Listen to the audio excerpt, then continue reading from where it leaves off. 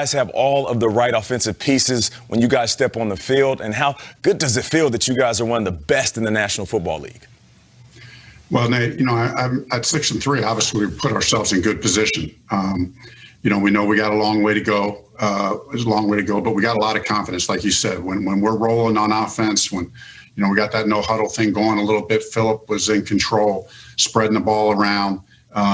We put ourselves in good positions. So now it's take care of business. If we've learned anything, we've learned to take them one at a time. I mean, it doesn't matter what's behind, what's way out in front. We got the Green Bay Packers coming in here next week, so we got to get dialed up and get ready for a good team.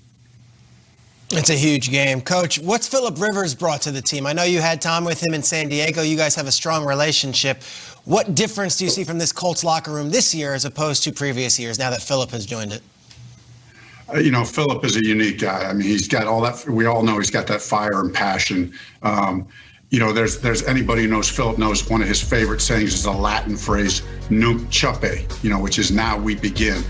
And, that's kind of a phrase we've adopted as a team. And, it's just this begin again. It's a constant, begin again. And at 38 years old, he's still bringing that leadership to the locker room, the fire, the preparation, the passion on the field for practice and the game, leading us in a significant way. Coach, what about when he begins again to trash talk? I look at you, a very dignified, passionate, maybe underspoken person as a player, now as a coach. Phil is brash, and he's that Southern boy in him comes out. How do you two get along in that regard when he starts popping off at the mouth? Oh yeah, well there's no question that because he doesn't use bad language, he has all those doggummits and all those other phrases that we all love and appreciate. But actually, I feel like, having been with him before in San Diego, he's actually mellowing out in his old age. He's mellow. It's not quite at the level it used to be, but there's still a lot of fire in there. And you don't want to get him riled up. I guess, as the saying goes, don't poke the bear, because he's pretty dangerous when he gets fired up. He is, and he's really, really fun to watch and a really good player. However, when you poke the bear after the bear's been poking you, that's how it works. You have to take some of that trash talk. And I wonder now, a couple weeks later, Coach, after number 17's attempted tackle of Ravens safety Chuck Clark in week 9, was he on the receiving end of any of that trash talk, and should he have been? Yes, it was, as you said, Kyle, an attempted tackle and an ill-fated attempt at that. But yeah, no, Philip, hey, I think he gave himself more trash talking than anything. Having that moment there, an embarrassing moment, right? But you got to laugh at yourself. You play 17 years in this league, and you have a few moments like that. You got to laugh at yourself. The guy's had a good chuckle. But thankfully for him, he's able to follow it up the next week, balance that out a little bit by passing Dan Marino in the all-time yardage thing. So I think that kind of gets his ego back in place.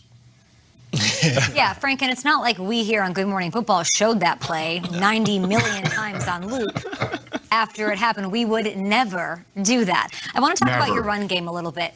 No, never, ever. A lot of depth with your running backs. Last Thursday, it was Nyheim Hines, a guy that we've had on the show before he was even drafted. He's sort of near and dear to our hearts here on the show, and he was breaking tackles left and right all over the field.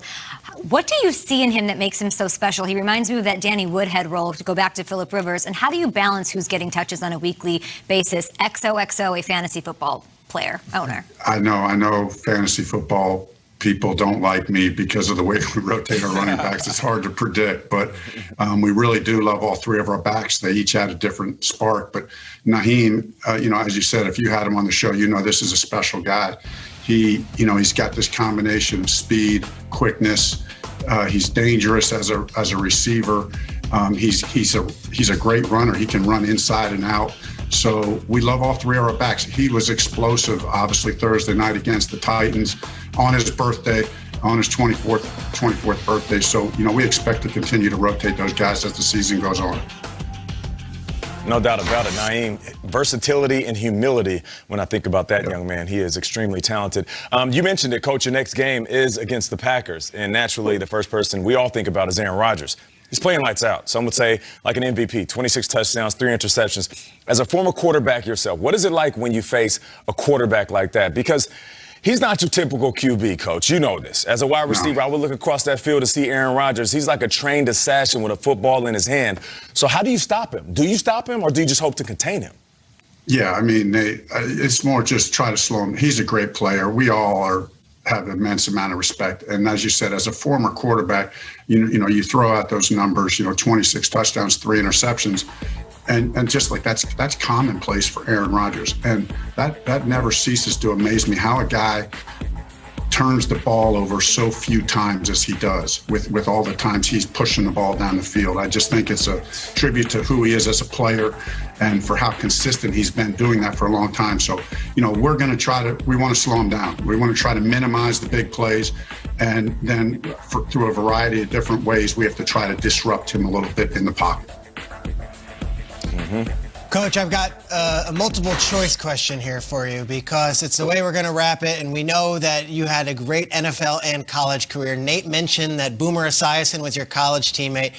We said that you led the greatest NFL comeback in history when you did that against the Oilers as a Bill. But in college, you also rallied the Maryland Terrapins down 31 points to beat the defending champion Miami Hurricanes. Here's your multiple choice. Between those historic games and option C I'm going to give you, what would you say? A was the greatest comeback of your life, B was the greatest comeback of your life, or C, you're sick and tired of being asked this question every single time you do any interview on any of these shows. Where are you going with this answer? Probably would lean towards C. But yeah, probably would lean towards C. It's funny, though. Do get asked that question a lot. I will say this. One thing that I don't get tired of is to see and feel and experience how those lessons learned, the one play at a time, the team effort that it takes to do something like that. Just to see how that carries over, not only in football, but in our lives personally. I never get tired of that. In fact, that gives me juice every day. I just think it's good stuff. So continue to try to learn and grow from that. Frank, you're awesome, man. Great stuff this year. Great stuff on the show. And you got it. We'll stop talking about the comeback. The only comeback is you coming back on the show. Yes. Yes. Love it. Appreciate you guys. Have a good one. Thanks, Coach. Thank you. And sorry, Thanks, fantasy guys. football owners hate you. Love you, Frank.